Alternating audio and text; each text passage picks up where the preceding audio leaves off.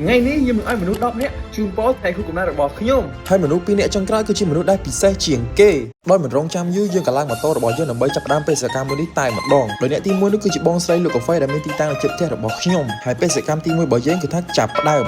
ខ្ញុំចង់ពឹងឯងមួយបានឡើយថ្ងៃហ្នឹងគូកំណើតខ្ញុំមកជួយជូនពរខ្ញុំបានគេមកជូនពរខ្ញុំមួយជូនឆ្នាំថ្មីជូនពរឲ្យបងអូនឆ្នាំថ្មីមានសុខភាពចាមានសុខភាពល្អឲ្យបងអូនជួបតែសំណាងល្អនៅកន្លែងធ្វើការជួបតែមនុស្សល្អទាំងលោកស៊ីមានបានប៉ុណ្ណឹងអរគុណអានេះអ្នកនរនៅទី1ដែលជូនពរគូកំណើតខ្ញុំហើយយើងក៏បន្តបេសកកម្មទៅរកអ្នកទី2ហ្នឹងបាយ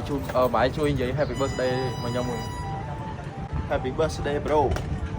ដោយសារតែល្ងាចនេះគឺមានកម្មវិធីមង្គលការរបស់បងប្អូនខ្ញុំម្នាក់ហើយនេះហើយខ្ញុំក៏សម្រេចចិត្តថាបន្តបេសកកម្មនៅក្នុងរោងការនោះតែម្ដងហើយខ្ញុំក៏ស្វែងរកអ្នកជូនពរខ្ញុំជាបន្តហើយអ្នកបន្តនេះគឺជាពូរបស់ខ្ញុំផ្ទាល់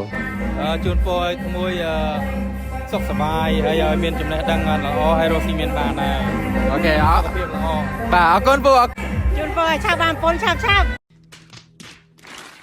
ជូនពរក្មួយឯងឲ្យរកស៊ីមានបានសុខភាពល្អហើយហ្នឹង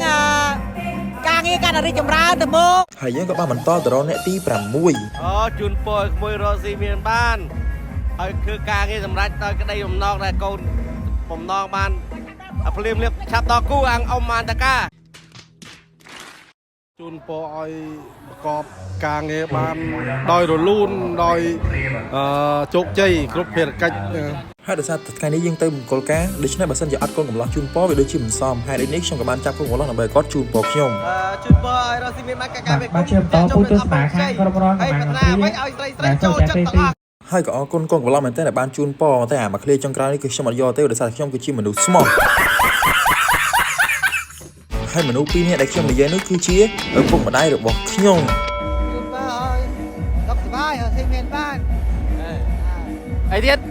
ប៉ុណ្ណឹងហើយឲ្យម៉ែឯងដល់ហើយអ្នកចុងក្រោយគេនោះគឺជាម៉ាក់របស់ខ្ញុំជូនពរឲ្យការងាររីកចម្រើនទៅមុខមានសុខភាពល្អជួបតែរឿងល្អក្នុងឆ្នាំថ្មីចឹងហ្នឹងហើយអ្នកទាំងអស់គ្នាបេសកកម្មរបស់យើងគឺថារកមនុស្ស10នាក់ដើម្បីឲ្យគាត់ជូនពរយើងគឺថាបានជោគជ័យ 100% ហើយក៏អរគុណអ្នកទាំងអស់គ្នាដែលបានទស្សនាវីដេអូនេះហើយយើងនឹងជួបគ្នាក្នុងវីដេអូក្រោយទៀត